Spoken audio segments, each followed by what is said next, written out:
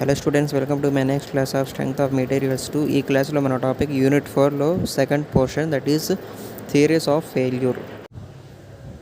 So దీంట్లో మనం study చేయబోయేది ఏంటంటే following factors, that is stress, strain, energy. స్ట్రెస్లో ఇప్పుడు మనం చదివేది principal or normal stress and అదేవిధంగా షియర్ స్ట్రెస్. స్ట్రెయిన్లో ప్రిన్సిపల్ స్ట్రెయిన్, ఎనర్జీలో maximum strain energy, shear strain energy. Okay, first of all failure criteria చూసుకున్నట్టయితే maximum principal stress, maximum shear stress, maximum principal strain, maximum strain energy density, maximum distortion energy density. ఇవన్నీ ఏంది failure criterias అన్నమాట. ఇప్పుడు మనం ఏదైనా mile stone తీసుకున్నట్టయితే దానికి సంబంధించి మనము elastic limit, Hooke's limit, okay, and అదేవిధంగా upper yield point, lower yield point, ఈ విధంగా ఈల్డింగ్ లిమిట్ పాయింట్ కూడా మనం అబ్జర్వ్ చేసినట్టయితే ఈ విధంగా లీనియర్లీ వేరీ అవుతూ ఉంటుంది అనమాట. అప్ టు సర్టన్ పాయింట్ లీనియర్గా ఉంటుంది. దాని తర్వాత ప్రొపోర్షనాలిటీ లిమిట్ దాటిన తర్వాత ఎలాస్టిక్ లిమిట్ అనేది వస్తుందన్నమాట. ఆ ఎలాస్టిక్ లిమిట్ వరకు ఏంటంటే వన్స్ లోడ్ రిమూవ్ చేసిన తర్వాత దాని యొక్క ఒరిజినల్ పొజిషన్ ఏదైతే ఉందో, అంటే దట్ మీన్స్ అది డిఫామ్ అయిన తర్వాత దాని యొక్క ఒరిజినల్ పొజిషన్ని అది రిటైన్ చేసుకోగలుగుతుంది. And after that yielding point వస్తుందన్నమాట. అంటే మెటీరియల్ ఈల్డ్ అవ్వడం స్టార్ట్ అవుతుంది. అప్పర్ ఈల్డింగ్ పాయింట్ నుంచి స్లిప్పేజ్ ఆఫ్ కార్బన్ డైఆక్సైడ్ జరిగి లోవర్ ఈల్డింగ్ పాయింట్ దగ్గరికి వెళ్తుంది. ఈ ఫోర్త్ రెడ్ కలర్ డాట్ ఏదైతే ఉందో అది లోవర్ ఈల్డ్ పాయింట్ అనమాట. ఓకే, ఈ విధంగా అక్కడ ఈల్డింగ్ లిమిట్ అనేది జరుగుతుంది. హవెవర్ ఇవి బేసికల్లీ ఫెయిల్యూర్ క్రైటీరియాస్ అనమాట. ఈ రేంజ్ నుంచి ఈ రేంజ్ వరకు ఎగ్జిస్ట్ అవుతుందని చెప్పేసి ఈ మన డయాగ్రామ్ చూపిస్తుంది. So first of all maximum principal stress theory చూసుకున్నట్టయితే, when the maximum principal stress induced in a material under complex load condition, ఎప్పుడైతే కాంప్లెక్స్ లోడ్ కండిషన్ ఉన్నప్పుడు మ్యాక్సిమం ప్రిన్సిపల్ స్ట్రెస్ అనేది ఇండ్యూస్ చేస్తే మెటీరియల్లో complex load condition exceeds the maximum normal strength, దాని యొక్క normal strength కూడా exceed చేసి maximum principal stress కనుక ఉంటే in simple tension test the material fails. అటువంటి టైంలో ఆబ్వియస్లీ మెటీరియల్ అనేది ఫెయిల్ అవుతుంది. So good for brittle materials. ఇటువంటిది ఏంటంటే బ్రిటిల్ టైప్ ఆఫ్ మెటీరియల్స్కి ఇది హెల్ప్ఫుల్ అన్నమాట, మ్యాక్సిమం ప్రిన్సిపల్ స్ట్రెస్ ఇండ్యూస్ అవ్వడం అనేది. బట్ డక్టైల్ మెటీరియల్స్కి ఏదైతే ఉందో అది దీనికి కన్వీనియంట్ కాదు. Maximum shear stress theory. So when the maximum shear strength in actual case exceeds maximum allowable shear stress in simple tension test in the material case. Okay, దీంట్లో ఏం చెప్తున్నానంటే ఎప్పుడైతే మ్యాక్సిమం షియర్ స్ట్రెంగ్త్ అనేది maximum allowable shear stress కంటే కూడా ఎక్కువ మించిపోతుందో simple tension test చేసేటప్పుడు అప్పుడు ఇటువంటి కేసు అనేది అక్కర్ అవుతుంది అన్నమాట. So it is good for ductile materials. Okay, ఇక్కడ మనం చూసుకున్నట్టయితే τ45 is equal tau max into tau max simple, that is sigma y/2. Maximum principal strain theory అదేవిధంగా when the maximum normal strain in actual case is more than the maximum normal strain occurred in the simple tension test. Simple tension test చేసేటప్పుడు maximum normal strain ఏదైతే ఉంటుందో దాన్ని కూడా exceed చేస్తూ maximum normal strain అనేది అక్కర్ అయింది actual కేసులో. So that in that case that material fails. So ఇటువంటి టైప్ ఆఫ్ థియరీ అనేది నాట్ రికమెండెడ్ అనమాట. సో మ్యాక్సిమం స్ట్రెయిన్ వచ్చేసి ఫార్ములా సిగ్మా y/e. ఎందుకంటే హుక్స్ లా ప్రకారంగా within the proportionality limit stress is proportional to strain. ఆ విధంగా stress is equal to E into strain అవుతుంది. That means strain is equal to stress అవుతుంది. Okay, maximum strain energy density theory. The total strain energy in actual case exceeds the total strain energy in simple tension at the time of failure the material fails. Okay, simple tension test చేసేటప్పుడు at the time of failure మనకు total strain energy అనేది some value వచ్చింది and ఆ వాల్యూని కూడా exceed చేస్తూ total strain energy actual కేసులో ఏమైందంటే పెరిగిపోయిందన్నమాట.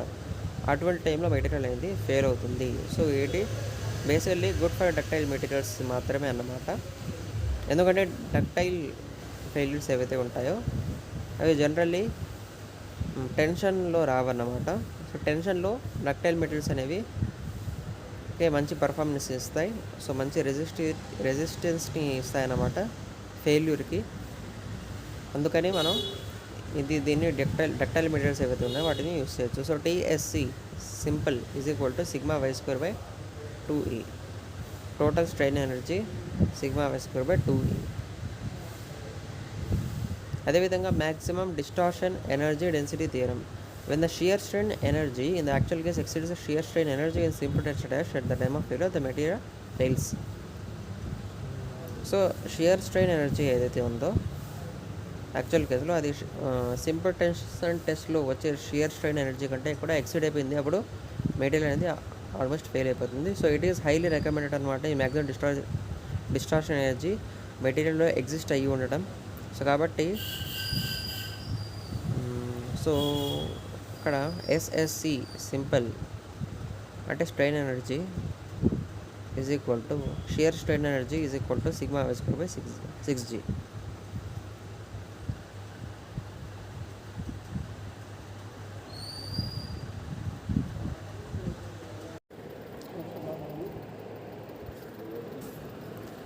సో అదేవిధంగా మన థియరీస్ ఆఫ్ ఫెయిల్యూర్లో ఇంకా కొన్ని టాపిక్స్ చూసుకున్నాడు, ఇంకా కొన్ని పాయింట్స్ చూసుకున్నట్టయితే ఫెయిల్యూర్ ఇన్ డక్టైల్ మెటీరియల్ ఈ specified by the initiation of yielding. అంటే ఈల్డింగ్ ఎక్కడి నుంచి అయితే స్టార్ట్ అవుతుందో అక్కడ డక్టైల్ మెటీరియల్ యొక్క ఫెయిల్యూర్ కూడా స్టార్ట్ అవుతుంది అనేది చెప్పేసి ఇండికేషన్ అన్నమాట. So failure in brittle material ఈ స్పెసిఫైడ్ బై ఫ్రాక్చర్. ఓకే, అది ఫ్రాక్చర్ ద్వారా కానీ అండ్ అదేవిధంగా ఈల్డింగ్ స్టార్ట్ అయిన తర్వాత నుంచి కానీ మనకు ఫెయిల్యూర్ అనేది చూపిస్తుంది. సో అదొక ఫెయిల్యూర్ థియరీ అన్నమాట. సో థియరీస్ ఆఫ్ ఫెయిల్యూర్లో ఆల్రెడీ మనం డిస్కస్ చేసినట్టుగా మ్యాక్సిమం షియర్ స్ట్రెస్ థియరీ, దీన్నే మనం ట్రెస్కా ఈల్డ్ క్రైటీరియా అని చెప్పేసి అంటాము. So the most common cause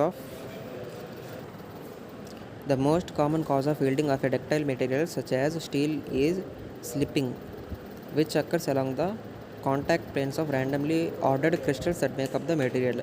so basically ఒక డక్టైల్ స్టీల్లో, ఒక మైల్డ్ స్టీల్లో జరిగే ప్రాసెస్ ఏంటంటే ఎప్పుడైతే ఎలాస్టిక్ లిమిట్ని ఎక్సీడ్ అవుతుందో అప్పుడు ఈల్డింగ్ లిమిట్ అనేది స్టార్ట్ అవుతుంది, అప్పర్ ఈల్డింగ్ పాయింట్ అనేది స్టార్ట్ అవుతుంది. దట్ మీన్స్ ఈల్డింగ్ అనేది అక్కడి నుంచి ఇనిషియేట్ అయ్యింది అని చెప్పేసి. దాని తర్వాత స్లిపేజ్ ఆఫ్ కార్బన్ ఐటమ్ జరిగి ఒక్కసారిగా స్ట్రెస్ అనేది పడిపోతుంది. ఓకే, తక్కువ స్ట్రెయిన్కి చాలా స్ట్రెస్ అనేది చాలా ఎక్కువగా పడిపోతుంది అనమాట. దాని తర్వాత అమాంతరంగా స్ట్రెయిన్ అనేది పెరిగిపోతుంది without increase of any type of load. Okay, దాన్నే మనం ఈల్డ్ ప్లాటూ అని చెప్పేసి అంటాము. సో దీంట్లో కూడా మనకు చెప్పింది ఏంటంటే the most common cause of yielding of ductile material such as steel is slipping. So ఈ విధంగా స్లిపేజ్ ఆఫ్ కార్బన్ ఐటమ్ జరిగి ఇదొక టైప్ ఆఫ్ ఈల్డింగ్కి లీడ్ చేస్తుంది. So this slipping is due to shear stress. ఆ షియర్ స్ట్రెస్ ఎలా measure చేస్తామంటే sigma max minus sigma minimum by 2. So maximum stress minus minimum stress upon 2. ఈ విధంగా absolute maximum shear stress అనేది మనం measure చేయవచ్చు. Next, moving further, the maximum shear stress theory for plane stresses can be expressed for any two in plane principal stresses such as sigma 1 and sigma 2 by following criteria. So mod sigma 1 equal to sigma y ఎప్పుడు అవుతుందంటే sigma 1 and sigma 2కి same sign ఉన్నప్పుడు అనమాట. And అదేవిధంగా mod sigma 1 minus sigma 2 will be equal to sigma y ఎప్పుడు అవుతుందంటే ఎప్పుడైతే sigma 1 and sigma 2 అనే పారామీటర్స్కి ఆపోజిట్ సైడ్ ఉన్నప్పుడు. Just like you can see here, sigma 1కి ఏమో పాజిటివ్ సైన్ ఉంది అండ్ సిగ్మా 2కి ఏమో నెగిటివ్ సైన్ ఉంది. ఈ విధంగా దాని యొక్క మాడ్యులస్ ఓవరాల్గా మనకు పాజిటివ్లో రిజల్ట్ ఇస్తుంది. Next, moving to maximum distortion energy theory. దీన్నే మనం వాన్ మైసెస్ ఈల్డ్ క్రైటీరియా అని చెప్పేసి అంటాము. సో దీనికి సంబంధించిన ఫార్ములాస్ చూసినట్టయితే von Mises stresses for 3 dimension వచ్చేసి sigma naught is equal to root of sigma 1 minus sigma 2 whole square plus sigma 2 minus sigma 3 whole square plus sigma 3 minus sigma 1 whole square. So von Mises stress for 2 dimension ఏమవుతుందంటే sigma naught is equal to root of sigma 1 square minus sigma 1 sigma 2 plus sigma 2 square. Okay, so yield stress sigma why occurs when sigma naught is equal to sigma why. ఎప్పుడైతే bending stresses direct స్ట్రెసెస్కి equal అవుతాయో అప్పుడు yield stresses అనేవి అక్కర్ అవుతాయి. And అదేవిధంగా allowable stress, దీన్ని మనం sigma allowable అని చెప్పేసి అంటాము అండ్ ఫ్యాక్టర్ ఆఫ్ సేఫ్టీ అని చెప్పేసి అంటాము. సో ఒక ప్రాబ్లం చూసినట్టయితే a solid shaft has a radius of 0.5 centimetre and made of steel having yield stress of sigma y is equal to 360 MPa. Determine if the loadings cause the shaft to fail according to the maximum shear stress theory. And the maximum distortion energy theory. So ఒక solid shaft ఉంది, 0.5 centimetre radius ఉందన్నమాట దానికి. That means totally 1 centimetre దాని యొక్క diameter అన్నమాట. Sigma why మనకి ఇవ్వడం జరిగింది. Okay, 360 MPa, that means 360 Nm². ఈ విధంగా స్ట్రెస్ మనం అబౌట్ ఎక్స్ యాక్సిస్ క్యాలిక్యులేట్ చేస్తున్నా కనుక -P/E వస్తుందన్నమాట. ఎందుకంటే ఈ మైనస్ ఎందుకు వస్తుందంటే మ్యాక్సిమం షియర్ స్ట్రెస్ అనేది ఇక్కడ టార్క్ ద్వారా అక్కరైంది మెటీరియల్లో.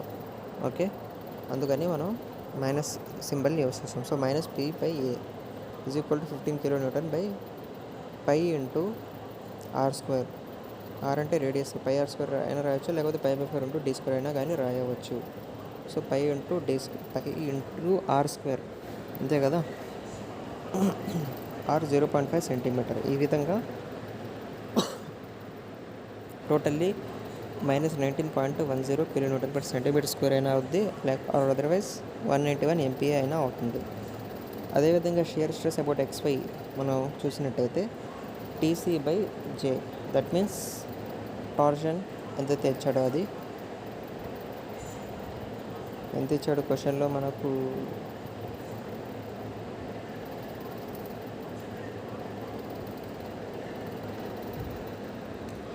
ఓకే, టార్షన్ మనకి ఇక్కడ 3.25 kN/m అని చెప్పేసి డయాగ్రామ్లో ఇవ్వడం జరిగింది, క్వశ్చన్లో ఇవ్వలేదు యాక్చువల్గా.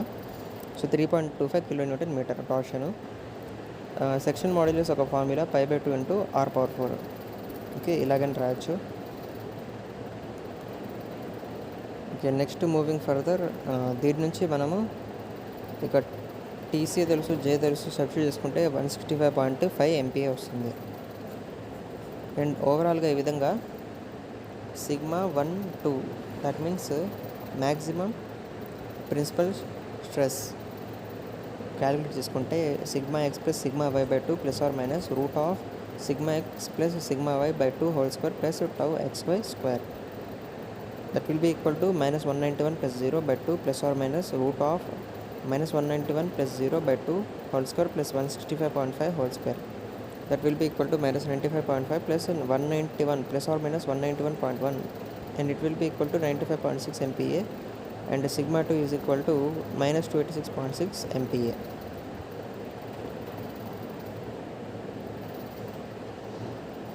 సో ఈ విధంగా మ్యాక్సిమం షియర్ స్ట్రెస్ థియరీ ప్రకారంగా σ1 - σ2 less than is equal to σy ఉందా లేదా మనం చెక్ చేసుకుంటే కనుక σ1 95.6 అండ్ σ2 286.6 కలిపి మనకు 382.2 వస్తుంది. అది వచ్చేసి 360 కంటే కూడా గ్రేటర్ దానిగా ఉంది, బట్ యాక్చువల్గా లెస్ దానిగా ఉండాలి కాబట్టి ఇదొక failure theory. So thus shear failure occurs by maximum shear stress theory only.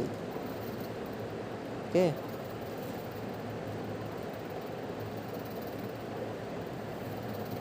ఇంకొక ప్రాబ్లం చూడండి, స్మాల్ ప్రాబ్లమే.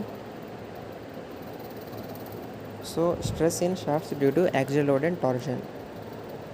An axial force of 900 kN and a torque of 2.5 Nm are applied to the shaft as shown in the figure. If the shaft has a diameter of 40 mm and the safety factor is 5, determine the minimum yield stress of the material used. Internal loadings consist of the torque and the axial load is shown in figure. Internal loading, actual loading మనకు 900 kN ఇవ్వడం జరిగింది, and అదేవిధంగా torque వచ్చేసి 2.5 kN ఇవ్వడం జరిగింది. So first of all మనము due to actual load ఏదైతే stress act అవుతుందో అది క్యాలిక్యులేట్ చేసుకుంటే కనుక F/A that will be equal to 900/2 r² అన్నమాట. యాక్చువల్గా ఇక్కడ πr², ఇది π ఇంటూ r². r అంటే ఇక్కడ మీటర్లో మనం నోట్ చేసుకోవాలి కాబట్టి మీటర్లో వేస్తున్నాను. సో మీటర్ ఎప్పుడైతే మిల్లీమీటర్లో ఉంటుంది, మీటర్లో కన్వర్ట్ అయితే 20 mm కాస్త ఓవరాల్గా 0.02 మీటర్ అవుతుంది. సో కాబట్టి ఇక్కడ డినామినేటర్లో 0.002 రావడానికి కారణం మీటర్లో కన్వర్షన్ జరిగిందన్నమాట. So π into 0.02². అది ఆ విధంగా చేస్తే స్ట్రెస్ వాల్యూ వచ్చేసి మనకు 716.2 kPa kN/m². అండ్ అదేవిధంగా డ్యూ టు టార్షనల్ లోడ్ మనం క్యాలిక్యులేట్ చేసుకుంటే కనుక TC/J that will be equal to 2.5 into 0.02.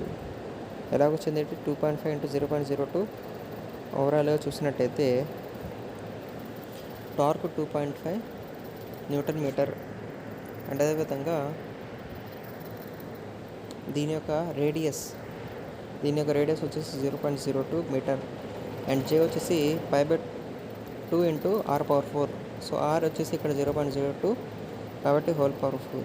ఈ విధంగా చేస్తే 198.9 కిలో పాస్కల్స్ వచ్చింది.